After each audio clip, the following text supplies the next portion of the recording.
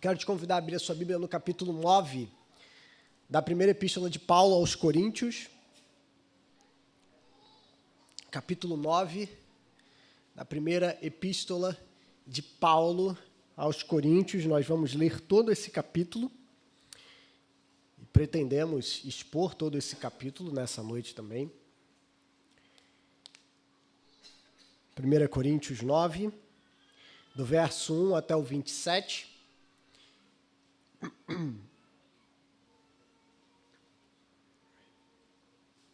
Eu vou pedir que você acompanhe a leitura com bastante atenção e reverência à palavra do Senhor.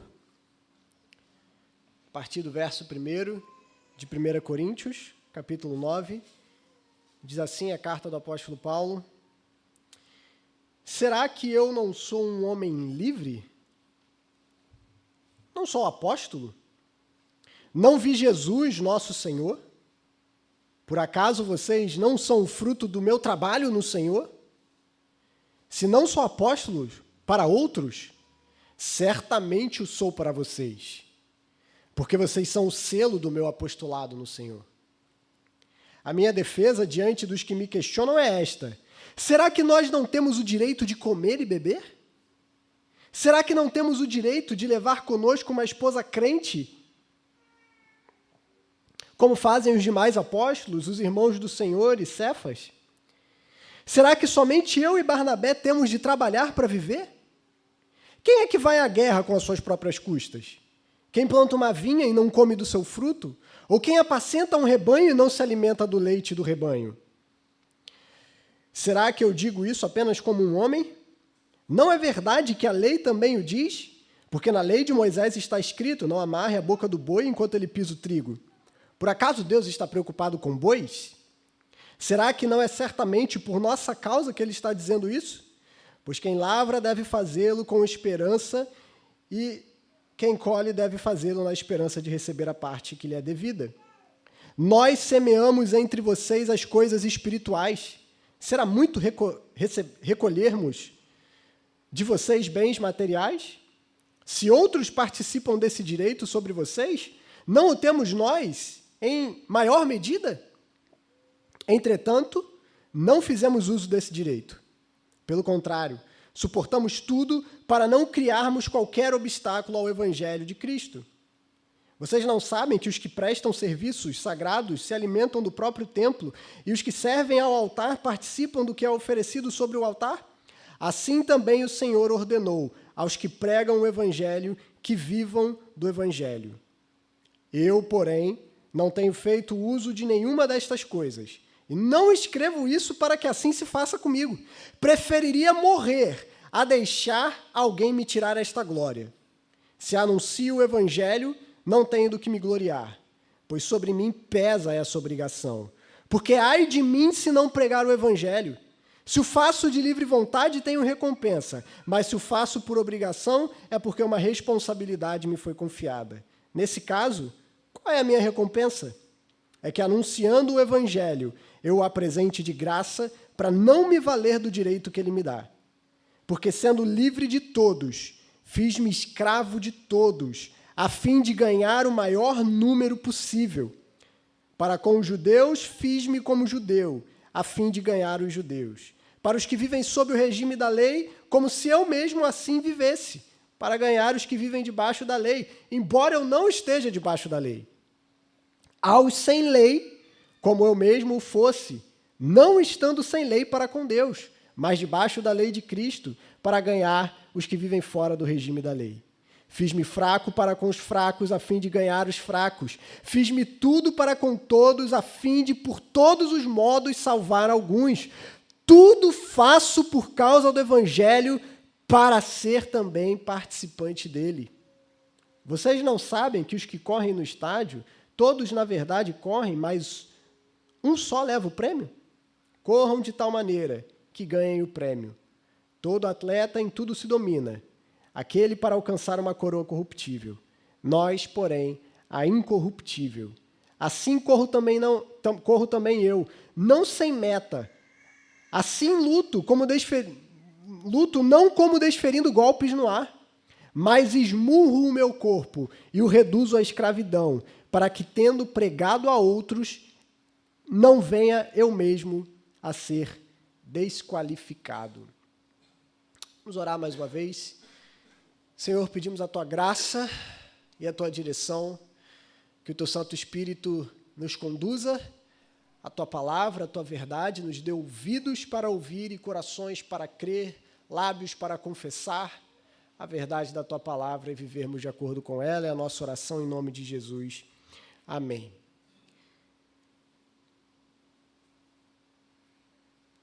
Nós estamos expondo a carta de 1 Coríntios já há um tempo.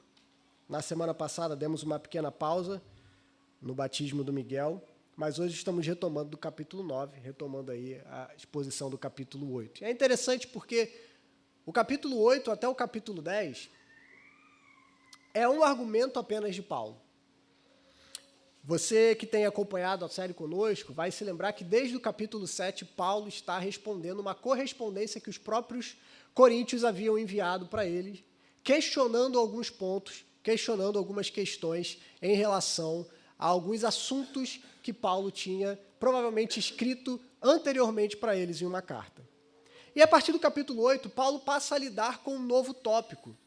Ele começa a falar sobre a questão referente à participação dos crentes coríntios em refeições nos templos pagãos, especialmente com o argumento que alguns cristãos naquela igreja estavam tendo, baseado num conhecimento, um tipo de gnose, vamos dizer assim, um conhecimento, no qual eles afirmavam que os ídolos não existem, os ídolos nada são, não existe uma coisa como Zeus, ou Afrodite, ou qualquer outro deus que você possa imaginar. Todos eles são falsos deuses, não existem na objetividade, não existem de modo objetivo na criação, são fruto da imaginação humana. Então não tem problema você participar de uma refeição oferecida num templo pagão,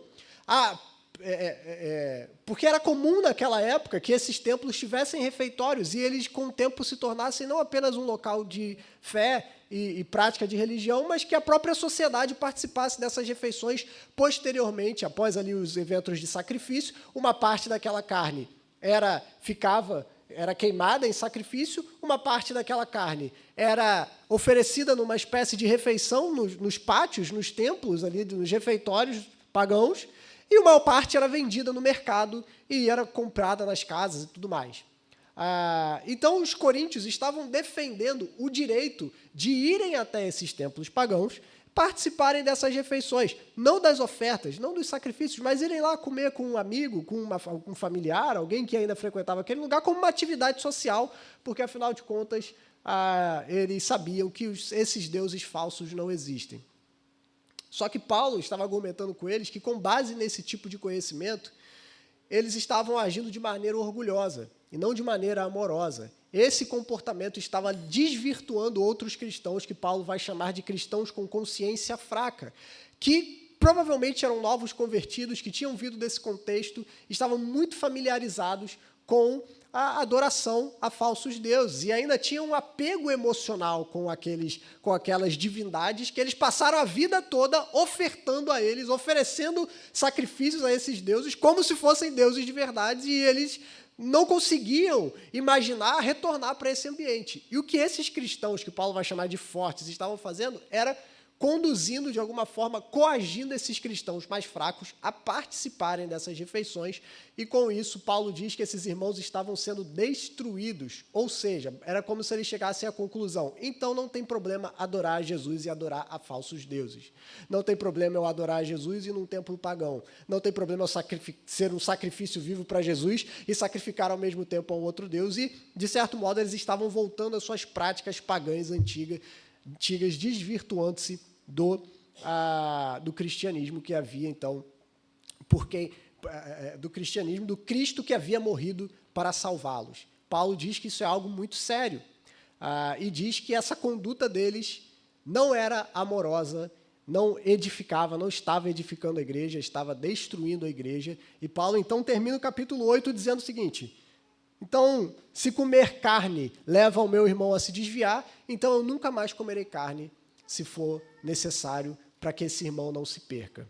E a gente entra no capítulo 9, o que é muito interessante. Porque se você... Eu acabei de falar para você que do capítulo 8 ao capítulo 10, Paulo está falando sobre a mesma coisa. Mas no capítulo 9 parece que ele entra num assunto completamente distinto. Se você reparou bem na leitura desse capítulo, Paulo começa o capítulo 9 basicamente fazendo uma extensa defesa do direito que ele tem de receber sustento daquela igreja, direito esse do qual ele abriu mão. E depois ele começa a falar sobre algumas ações dele com diferentes grupos, e no finalzinho parece que ele começa a retomar o argumento do capítulo 8. E a gente fica assim, por que Paulo está falando isso agora? Por que esse argumento está aqui? Por que isso está aqui no meio? Se a gente lê de maneira apressada, às vezes a gente não percebe o porquê que isso está aqui, mas tem uma razão de ser. E muito provavelmente está relacionado com a maneira como a igreja de Corinto estava recebendo a Paulo, estava ouvindo o ensino de Paulo. Como eu falei, eles estão escrevendo para Paulo e Paulo está respondendo essa correspondência que eles haviam mandado anteriormente. E o que se acredita é que eles não estão tirando uma dúvida com Paulo sobre esse assunto. O que se acredita é que eles estão questionando o ensino de Paulo sobre esse assunto. Paulo provavelmente, em uma correspondência anterior, já havia os proibido de irem a templos pagãos e participarem dessas refeições, só que, ao que tudo indica, o que estava acontecendo era um problema de autoridade. A igreja de Corinto não estava reconhecendo a autoridade apostólica em Paulo.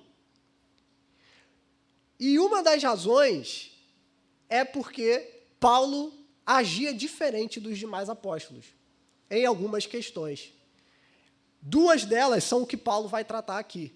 Então, como eles estavam rejeitando o ensino que Paulo acabou de trazer por conta de questionarem a autoridade de Paulo, Paulo percebe uma oportunidade boa para tratar esses assuntos com eles nesse momento, antes de retomar o assunto sobre a idolatria.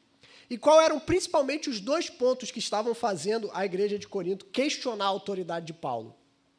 Porque Paulo não havia recebido sustento da igreja, o que era comum naquela época, principalmente no contexto missionário, do qual os apóstolos participavam, indo de cidade em cidade.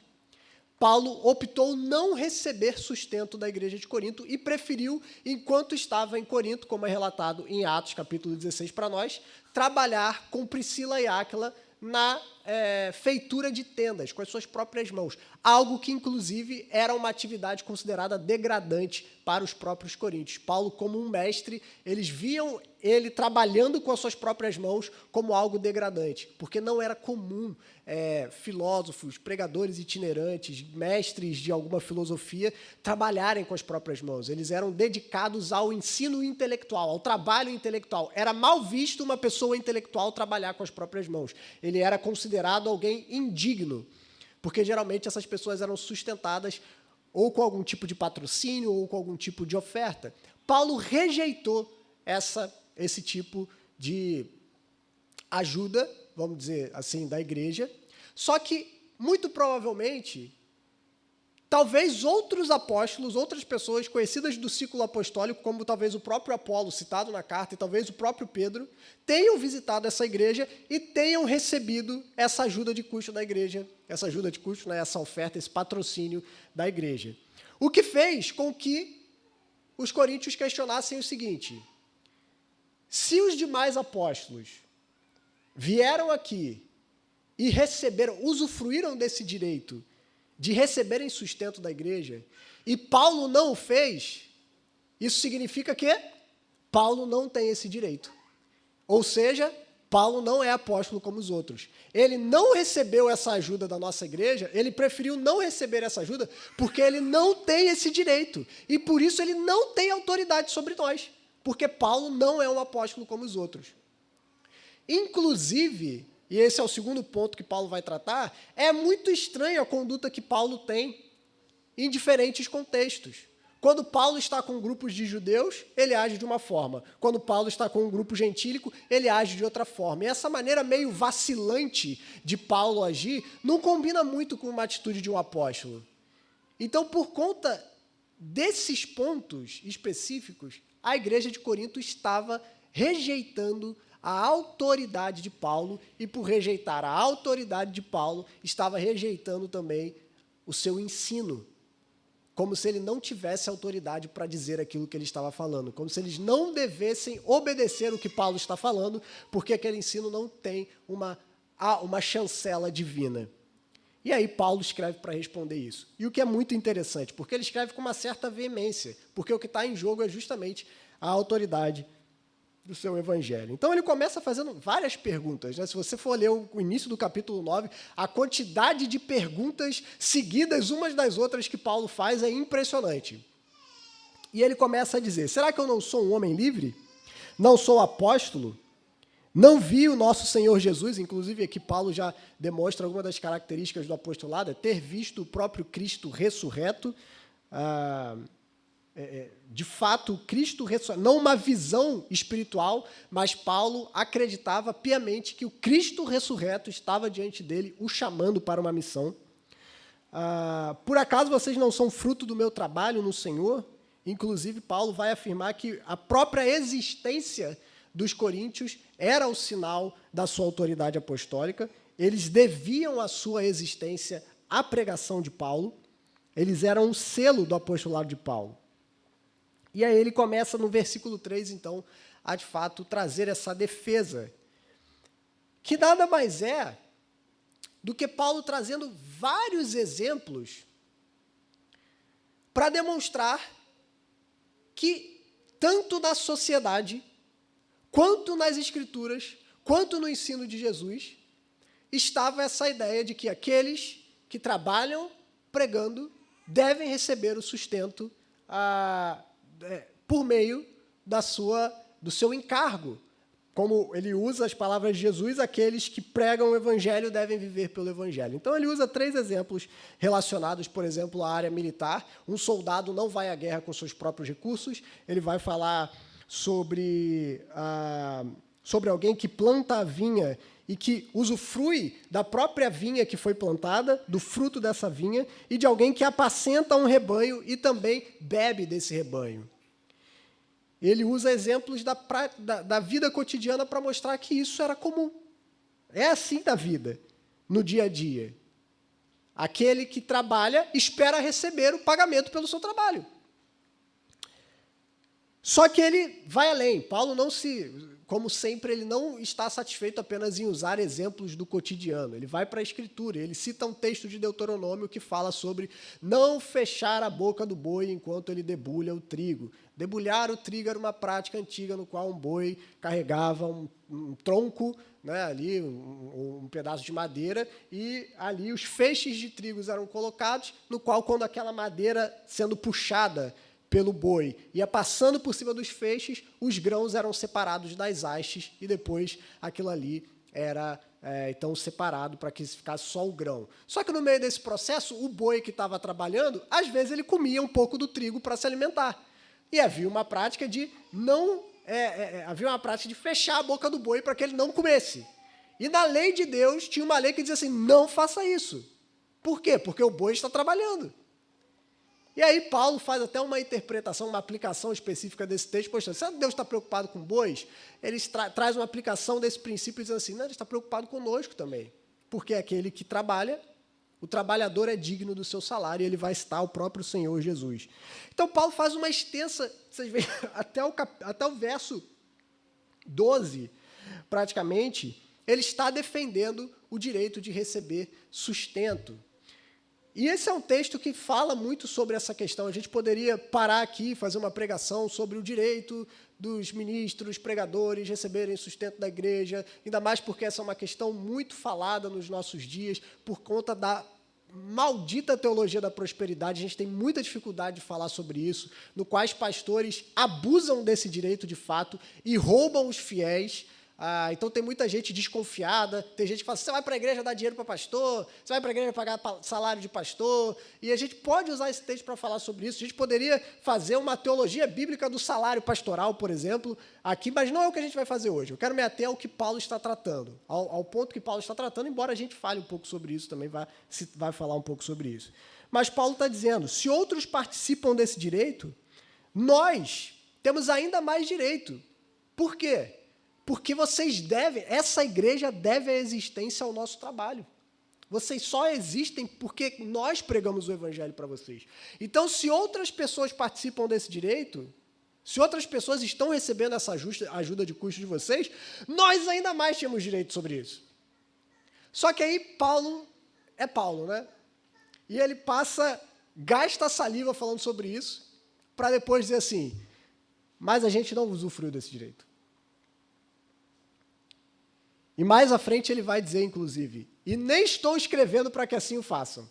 Não escrevi tudo isso agora para que vocês venham para mim e fiquem com peninha e falem assim, desculpa, Paulo. Não, eu não quero dinheiro de vocês. Quando eu não aceitei receber esse dinheiro de vocês, foi intencional, eu fiz de propósito, eu escolhi intencionalmente trabalhar com as minhas próprias mãos.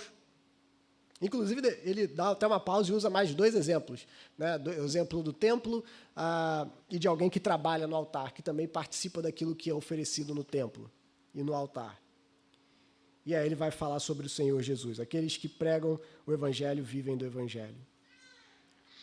E isso é muito interessante. De fato, esse é um direito que a Bíblia fala que aqueles que pregam o evangelho têm. Inclusive, Paulo usa um princípio muito legal, que a gente tem dificuldade de falar sobre isso nos nossos dias. Ele diz assim, nós semeamos entre vocês coisas espirituais, será muito recolhermos bens materiais? Aí alguém pode olhar e falar assim, claro, pô, olha o que você está falando, você está trazendo um ensino espiritual e você quer receber bens materiais? Não faz sentido essa troca. Por quê? Porque nós somos extremamente materialistas. Nós achamos que o dinheiro tem mais valor do que algo que tem um valor eterno. Para a mentalidade de Paulo, você dedicar a sua vida para trazer um bem espiritual na vida de uma pessoa é algo que tem um valor incomensurável. Porque você não está trazendo um ensinamento apenas para essa vida, você está trazendo um ensinamento que vai gerar reflexos na eternidade na vida daquela pessoa. Para Paulo, um benefício espiritual é incomparável a um benefício material. Nós, no nosso dia, muitas vezes pensamos diferente. Claro que não, pô. O dinheiro vale muito mais do que a sua alma, né? Então, a gente tem dificuldade com isso. Mais uma vez, a teologia da prosperidade se abusa disso. A gente sabe que existem abusos em muitas igrejas com essa questão financeira e a gente precisa ter cuidado para falar sobre isso. A gente não pode deixar de falar sobre aquilo que a palavra de Deus ensina. Mas, mais uma vez, isso não é o ponto central. E aí, a partir do verso 15, Paulo, então, ele vai dizer, eu, porém, não tenho feito uso de nenhuma destas coisas, e não escrevo que assim o faça para comigo. Olha o que ele vai dizer. Preferiria morrer a deixar alguém me tirar essa glória. Porque se anuncio o evangelho, não tenho do que me gloriar, pois sobre mim pesa essa obrigação. Porque ai de mim se não pregar o evangelho. Se o faço de livre vontade, tenho recompensa, mas se o faço por obrigação é porque uma responsabilidade me foi confiada. Nesse caso, qual é a minha recompensa? O próprio privilégio de pregar o evangelho de graça. É a recompensa que Paulo tem. Mas é interessante, porque antes ele vai falar que ele não recebeu essa ajuda dessa igreja porque, deixa eu achar aqui, para não criarmos obstáculos ao evangelho de Cristo, ele vai dizer no verso 12, para não recebermos de vocês, não fizemos uso desse direito, pelo contrário, suportamos tudo para não criarmos qualquer obstáculo ao evangelho de Cristo. Isso aqui traz para nós uma pista do que estava acontecendo.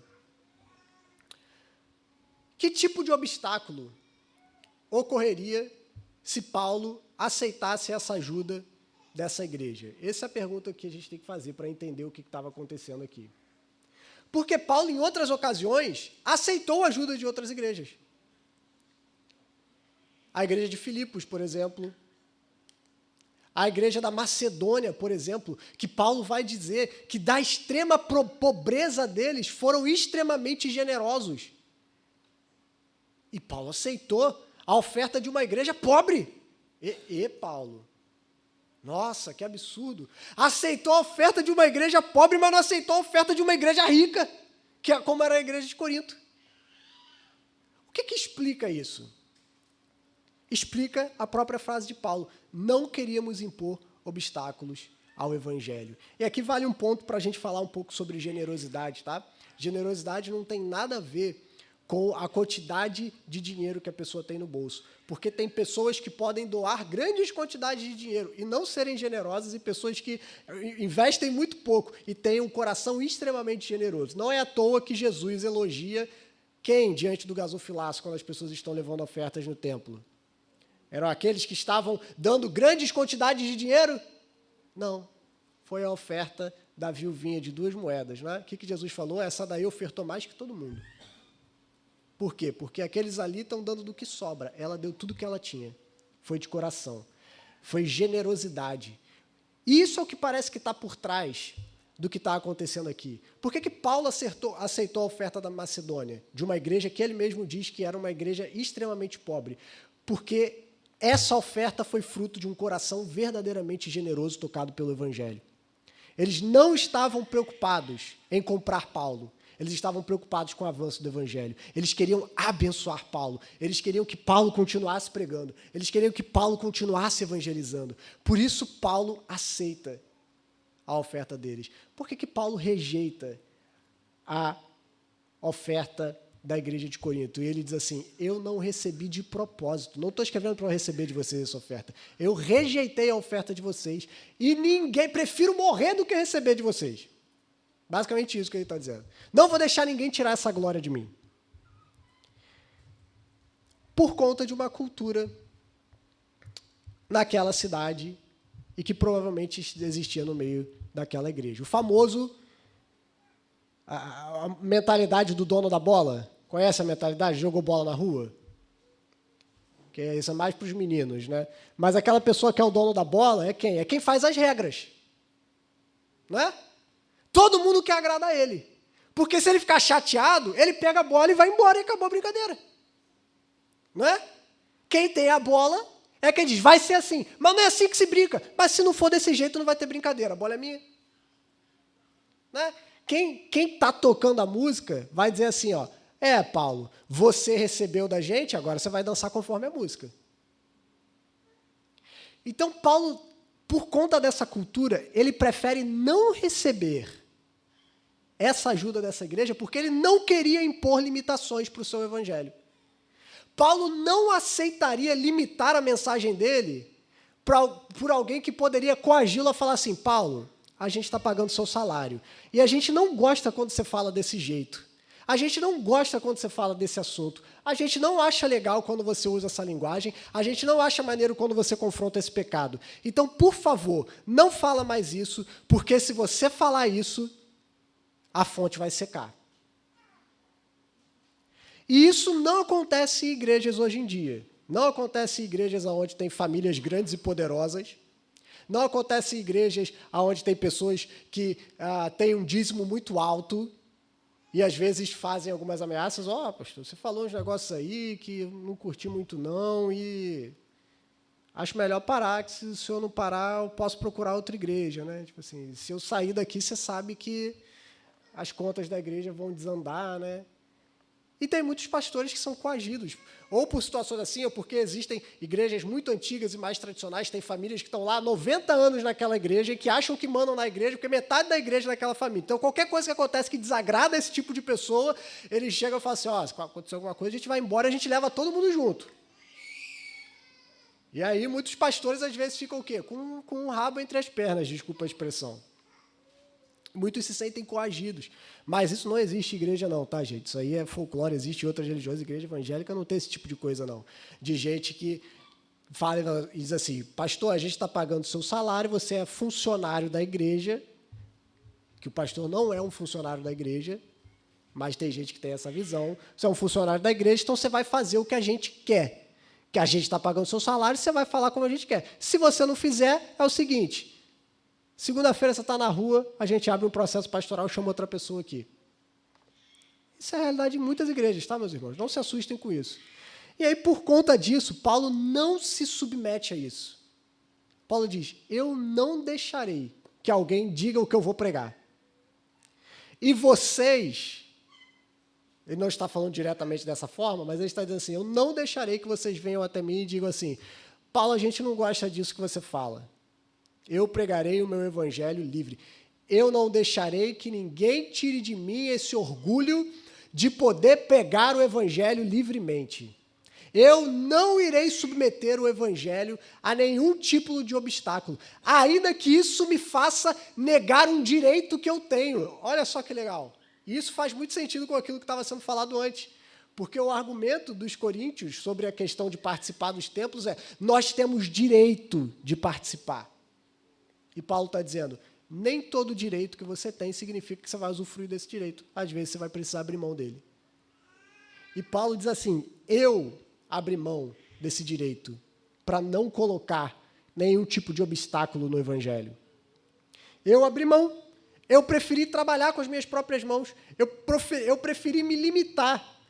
Preferi limitar o meu ministério do que limitar o evangelho. E colocar algum tipo de restrição a ele. E a minha recompensa é que essa graça, esse evangelho da graça, eu possa o oferecer gratuitamente. Para que eu não seja coagido. Para que eu não precise adulterar. Isso é muito interessante. Paulo, ele prefere abrir mão de um direito dele por conta do evangelho. Paulo faz tudo por conta do evangelho. A preocupação de Paulo não é consigo mesmo. Paulo poderia ficar preocupado, mas como é que eu vou pagar as contas?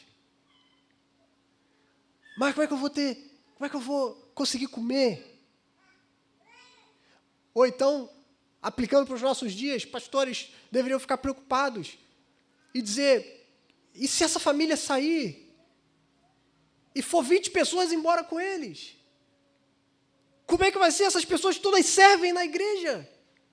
Quem é que vai fazer o louvor? Quem é que vai trabalhar? Como é que a gente vai pagar as contas da igreja? A igreja tem contas para pagar. Meus irmãos, a gente não pode esquecer que Deus é o dono da igreja. Jesus é o dono da igreja. Pessoas não são donas de igreja. Pessoas vêm, pessoas vão. Mas o nosso Deus, como ele próprio diz, é o dono do ouro e da prata. Deus não precisa de gente para manter a sua igreja de portas abertas. Ele usa pessoas, ele deseja usar pessoas. Algumas ele dá até alguns mais recursos para que eles sejam mais abençoadores e eles sejam mais generosos e possam abençoar mais. Mas a igreja, em última instância, não depende financeiramente das pessoas, ela depende do Deus. E o Deus que manda pessoas embora é o Deus que traz pessoas. E eu diria até que existem pessoas na igreja com essa mentalidade de dono, com essa mentalidade de que eu pago e as coisas têm que ser do jeito que eu quero, se essa pessoa vai embora, é um livramento. É uma bênção. É um livramento para a igreja. Por mais que às vezes possa ser difícil, por mais que às vezes vai deixar a igreja no vermelho, por mais que às vezes a igreja possa ir um monte de gente embora, o pastor olhe para trás e fala assim, quem é que vai fazer o louvor, quem é que vai ficar com as crianças, foi todo mundo embora, ficou só eu. Mas o Senhor, precisamos crer que o Senhor é quem cuida da igreja. E Paulo, então, ele não se submete a esse tipo de pensamento. Ele escolhe abrir mão dos seus direitos para que o evangelho não seja afetado de alguma forma, para que ele não precise adulterar o evangelho, para que ele não precise pregar o evangelho água com açúcar, que não ofende ninguém, que não confronta pecados de ninguém, que não chama pessoas ao arrependimento. Paulo é muito interessante, porque ele faz toda essa defesa do direito que ele tem de receber esse recurso, para depois falar assim, mas eu nem quero esse recurso de vocês. Eu só estou mostrando isso para vocês saberem que eu tenho essa autoridade, eu tenho esse direito, e eu sou um apóstolo como os outros, mas eu preferi não receber. Estou explicando para vocês por que eu não recebi esse direito de vocês, por que eu escolhi não receber isso de vocês, porque eu não quero impor limitações ao Evangelho. Eu não limitarei a mensagem do Evangelho, como vocês gostariam que acontecesse. diz ele a essa igreja, né? E aí ele vai dizer, por conta disso, por não ter essa obrigação, eu sou livre de todos. Eu só tenho um Senhor, Jesus. Eu só tenho obrigação com uma pessoa, Jesus. Mas olha que interessante. Logo após ele dizer, eu sou livre de todos, o que ele vai dizer? E de bom grado eu fiz-me escravo de todos. Aí ele começa a lidar com a segunda acusação deles. Ué, mas Paulo, quando está com os judeus, ele age de uma maneira. Paulo, quando ele está com os gentios, ele age de outra maneira. Provavelmente, inclusive, relacionado a esse assunto da carne. Não nos templos, mas que ele vai lidar depois, a carne que vai para o mercado e que depois é consumida na casa. Se o cristão poderia comer dessa carne ou não e tudo mais, isso a gente lida no capítulo 10. Mas provavelmente é isso que estava acontecendo. Quando Paulo estava com grupos de judeus, ele não comia dessa carne, porque isso era uma coisa que escandalizava os judeus. Os judeus não podiam comer isso por questões da lei. Mas quando ele estava com os gentios comiam, e aquilo ali não era um problema, ele participava dessas refeições. A igreja de Corinto provavelmente via essa atitude e falava assim, mas assim, Paulo com um grupo ele é de um jeito, com outro grupo ele é de outro jeito. E aí o que Paulo vai dizer? Sendo livre, eu fiz-me escravo de todos. A fim de quê? Ganhar o maior número possível de pessoas. Mais uma vez, Paulo está mostrando para nós qual é a sua principal motivação em tudo aquilo que ele faz. A principal motivação do coração de Paulo é o Evangelho. Paulo é o homem que tem uma paixão só, o Evangelho. E tudo que ele puder fazer pelo Evangelho, ele fará.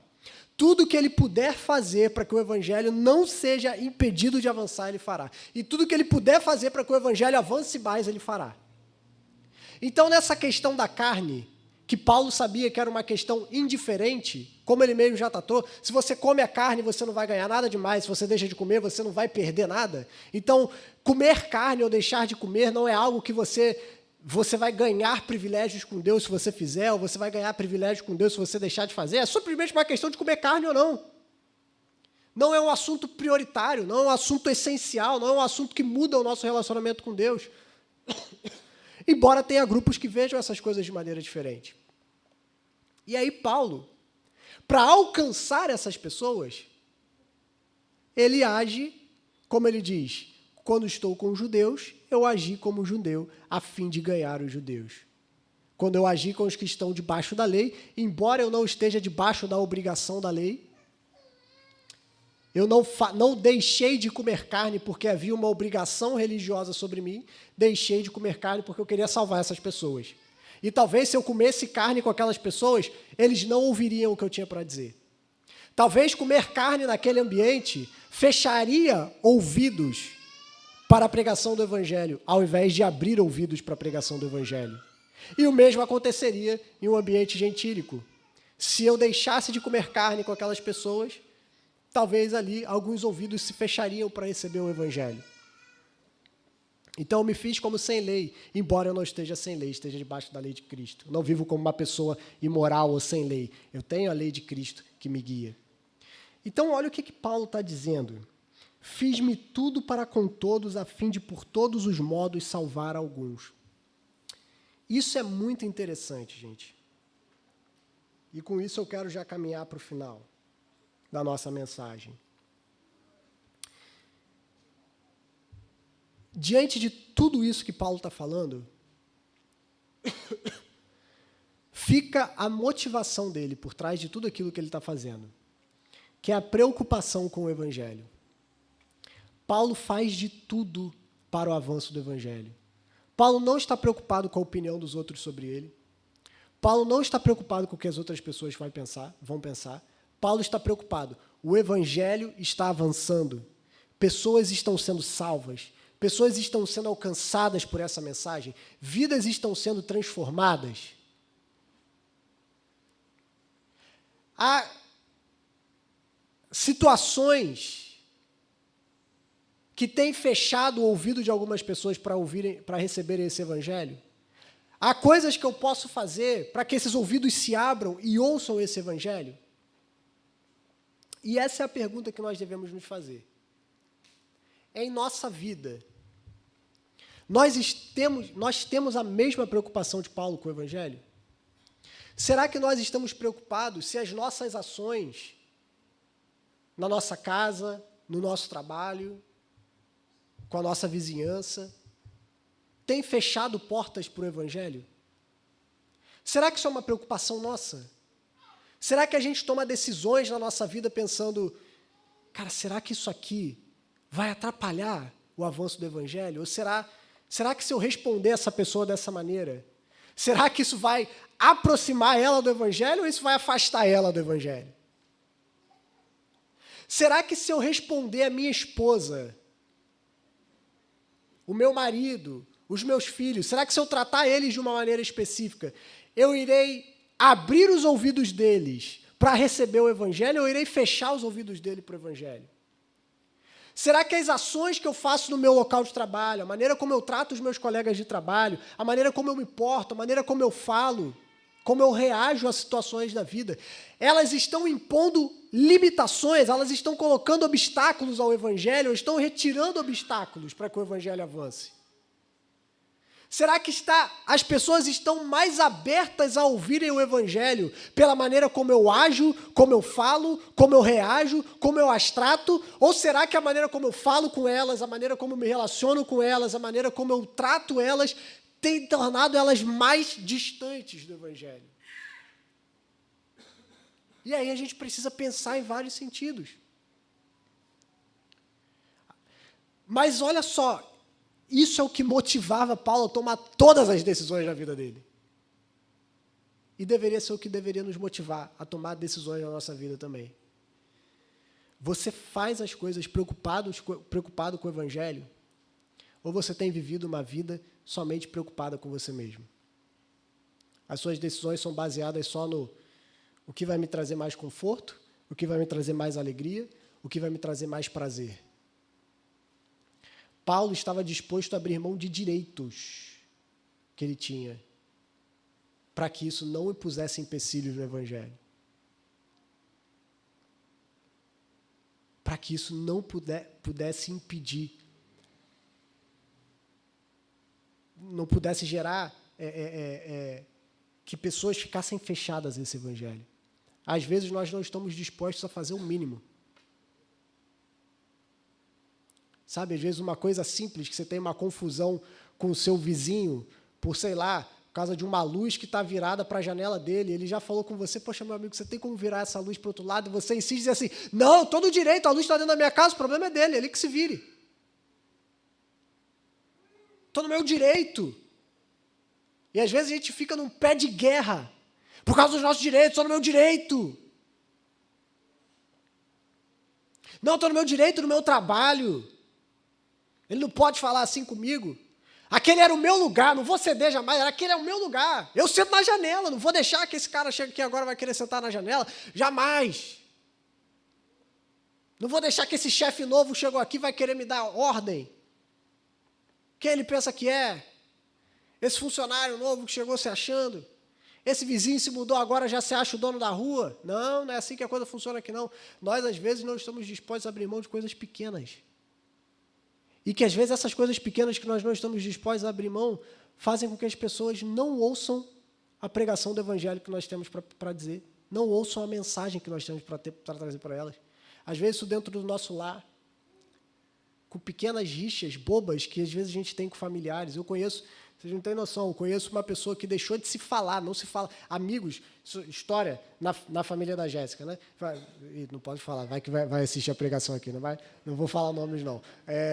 Que não fala, eram amigos íntimos e esse rapaz nunca mais olhou na cara desse amigo porque eles fizeram uma aposta, acho que um negócio de final de jogo de futebol, que o time que ganhasse, um ia botar a camisa do time e o time dele ganhou e o amigo não quis botar a camisa. E aí ele nunca mais falou com esse amigo. Passa na rua, atravessa. Não olha na cara dele. Não fala nem com o filho desse amigo. Os caras eram íntimos, amigos íntimos. Olha lá. Que loucura, né? E às vezes a gente faz isso. Atitudes nossas, que por conta do nosso orgulho, por conta da nossa religiosidade, às vezes, uma religiosidade que não é bíblica. Percebam, Paulo não estava fazendo essa questão de comer com judeus e gentios em algo que era claramente pecaminoso. Era uma coisa que Paulo sabia que era indiferente. Por isso ele podia ser flexível nessa questão. Ele não está falando, então agora significa que eu posso ir lá para a balada, com aquela balada cheia de prostituição, imoralidade, com os meus amigos da faculdade, onde todo mundo enche a cara e ninguém pertence a ninguém, todo mundo usa drogas. Eu posso ir lá porque eu vou estar lá com eles para ganhá-los para Jesus. Óbvio que não é isso, né, meu irmão? Paulo está falando sobre um assunto que é indiferente. E quantas vezes nós, ou por conta de uma religiosidade, ou por conta de direitos, que seriam direitos nossos mesmos. Direitos, você teria direito a isso, como Paulo tinha direito de receber sustento daquela igreja, ele abriu mão desse direito. Quantos de nós, às vezes, colocamos empecilhos para que o Evangelho avance? Porque a nossa motivação, o que nos move não é a nossa paixão pelo Evangelho, mas é a nossa preocupação conosco mesmo. Com a nossa reputação, com o nosso orgulho, com o nosso dinheiro, com o nosso conforto. Enquanto isso, às vezes, ouvidos estão se fechando para o Evangelho, quando nós poderíamos estar agindo para que esses ouvidos se abrissem para receber esse Evangelho. E aí Paulo termina com uma exortação. A partir do verso 23, ele diz, tudo faço por causa do Evangelho. E aí ele chama esses cristãos a uma autodisciplina, com base no exemplo dos esportes olímpicos. Ali pertinho de Corinto existiam as Olimpíadas, esportes istmicos, na verdade, ali, que era uma espécie de Olimpíadas. Era o segundo evento esportivo, só perdia para as Olimpíadas de Atenas. Mas tinha uma importância, tinha vários atletas ali que competiam, e Paulo olha para isso e fala assim, vocês não sabem que todos que correm, só um leva o prêmio? De tal maneira... correm, mas só um leva o prêmio, corram de tal maneira que ganhem o prêmio. Todo atleta em tudo se domina. Aqueles para alcançarem uma coroa corruptível, nós, porém, a incorruptível. Paulo, então, começa a trazer esse exemplo para dizer a caminhada que nós estamos correndo é uma caminhada, como cristãos, na qual nós precisamos ter autocontrole. Nós precisamos exercer domínio próprio sobre o nosso próprio corpo. E isso exige esforço. Nós não temos que simplesmente ceder aos nossos desejos e fazer as coisas que eu quero fazer, e fazer aquilo que seria meu direito, e fazer aquilo que eu tenho direito de fazer, o que me agrada, o que me dá prazer. Paulo olha para um atleta e diz assim, um atleta abre mão de um monte de coisa para conseguir competir em alto nível. E eles estão correndo por uma coroa perecível, por uma glória que vai sumir. Uma coroa de louros que vai ficar velha e ninguém mais vai se lembrar disso daqui a alguns anos. Nós que estamos correndo por uma coroa imperecível, deveríamos ser ainda mais disciplinados. Deveríamos ter ainda mais controle sobre o nosso corpo. Disciplina para que a gente não seja desclassificado nessa corrida. E essa é uma exortação séria. Como cristãos reformados que somos, não cremos na perda de salvação. Mas isso aqui não deve ser para nós como se fosse uma exortação que não faz sentido. A gente não pode perder a salvação mesmo. Paulo mesmo depois vai falar que a nossa salvação ela se concretiza com base na fidelidade de Deus. Deus é que nos faz perseverar. Mas ainda assim é uma exortação. Nós precisamos ser também perseverantes na fé. Nós precisamos ser disciplinados. Nós precisamos abrir mão. Isso significa tomar a cruz e seguir a Jesus. Significa que eu não faço só o que eu quero. Significa que eu não faço mais só aquilo que me agrada. Significa que eu não faço mais só aquilo que me diz respeito e que é prazeroso para mim. Eu faço aquilo que faz o reino avançar. Eu faço aquilo que traz glória ao nome de Jesus. Eu faço aquilo que glorifica Jesus. E aí Paulo termina dizendo, assim corro eu, não sem meta. Assim luto, não desferindo golpes no ar, mas esmurro o meu corpo, reduzindo a escravidão. Aqui não é a ideia de autoflagelação, mas a ideia de alguém que tem o seu próprio corpo sob domínio, a sua vontade sob domínio, para que eu mesmo não venha a ser desqualificado depois de ter pregado a outros. E isso é uma preocupação que nós deveríamos ter, meus irmãos. Porque me parece que muitos cristãos em nossos dias estão correndo sem objetivo. Estão correndo sem objetivo. E isso é algo terrível. Estão correndo sem ter em mente essa coroa imperecível que eles vão receber. E isso é muito ruim, porque faz com que nós estejamos correndo essa caminhada, dando voltas por aí, sem saber para onde a gente está indo. Dando socos no ar, como um pugilista dando soco no ar. Não sei se você viu aí a luta do Mike Tyson agora com o youtuber, sei lá, que esse cara é. Quem é os mais antigos já devem ter visto aí. Já viu um pugilista, imagina um pugilista dando soco no ar, acertando um inimigo imaginário. Muitos cristãos parecem que estão assim, lutando com inimigos imaginários. Correndo uma corrida sem objetivo. Precisamos despertar, meus irmãos, e entender que a nossa vida não pertence mais a nós. Semana passada tivemos o batismo do Miguel aqui, a confissão pública de fé dele, no qual ele disse que o Senhor Jesus é o Senhor da sua vida. E todos nós que estamos aqui, somos cristãos e fomos batizados, também confessamos isso. Isso significa que a sua vida não é mais sobre você. Você não é mais senhor da sua vida. Se você foi batizado, você declarou publicamente que a sua vida não pertence mais a você. A sua vida agora deveria ser por aquele que por nós morreu e ressuscitou. E é por ele que nós somos chamados a viver. É com essa mesma paixão pelo Evangelho, que ardia no coração de Paulo, que nós precisamos resgatar em nossos dias. Tudo faço por causa do Evangelho.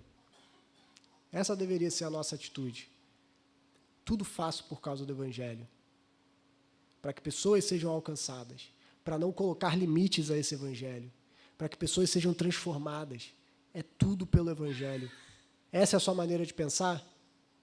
Será que tudo o que você faz, quando você levanta da sua cama, até quando você vai deitar, a sua motivação é: eu estou desejando que Deus seja glorificado e o Evangelho avance? Ou será que isso nem passa pela sua cabeça? Na maioria das vezes, a gente até esquece que Deus existe ao longo do nosso dia, né?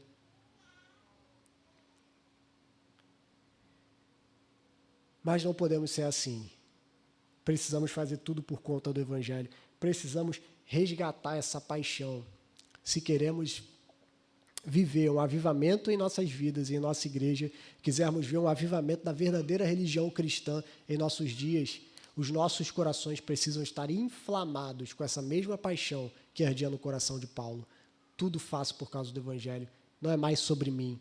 Minha vida não é mais sobre mim. Eu não faço as coisas para mim, só para conquistar os meus sonhos, só para ganhar um pouco mais de dinheiro, só para ganhar um pouco mais de coisas que daqui a algum tempo eu vou morrer e vão ficar para os meus filhos e meus netos gastarem. Fazemos as coisas por conta do Evangelho. Esse é o chamado de cada cristão. É isso que eu quero te chamar nessa noite, meu irmão.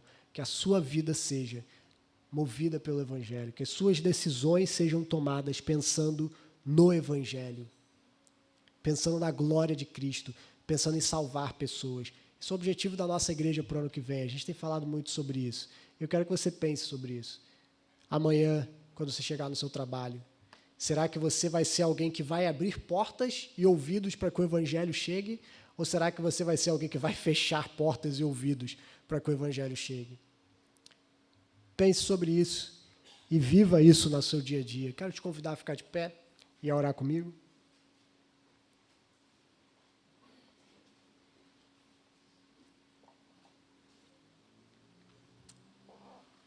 Senhor Deus, pelas tuas muitas misericórdias, nós pedimos a Ti, desperta o Teu povo, Pai.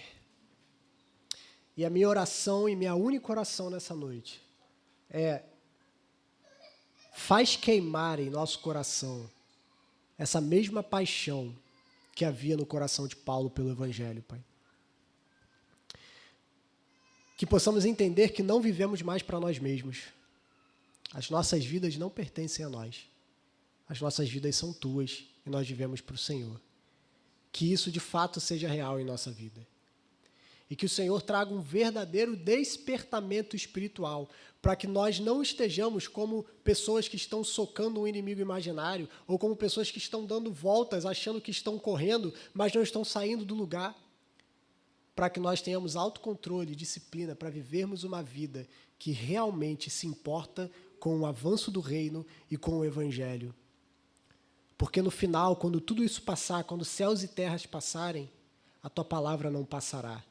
E é a tua palavra que nós devemos estar preocupados. É com o teu reino, é com o evangelho que nós devemos estar preocupados. Então, tira de nós, Senhor, tudo aquilo que tem atraído os nossos olhos, tudo aquilo que tem nos feito desejar as coisas dessa terra passageiras, importantes, mas comparados com o teu evangelho, tão pequenos, Senhor.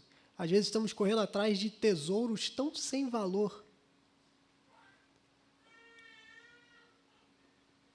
Livra-nos, Senhor, de tudo isso e desperta em nossos corações essa mesma paixão que tinha no coração do apóstolo Paulo. Pessoas que amam o evangelho, que vivem pelo evangelho, que fazem tudo pelo evangelho, para que alguns possam ser salvos e para que o Senhor possa ser glorificado em todas as coisas. Que isso seja o nosso primeiro pensamento ao levantarmos da cama e o nosso último pensamento ao nos deitarmos. Que as nossas vidas sejam movidas não pelos nossos sonhos egoístas, mas pelo desejo de ver o nome de Cristo sendo glorificado em todas as nações. Pelo desejo de ver cada língua glorificando ao Senhor e ver o Evangelho avançando e alcançando vidas. Essa é a nossa oração, Pai, em nome de Jesus. Amém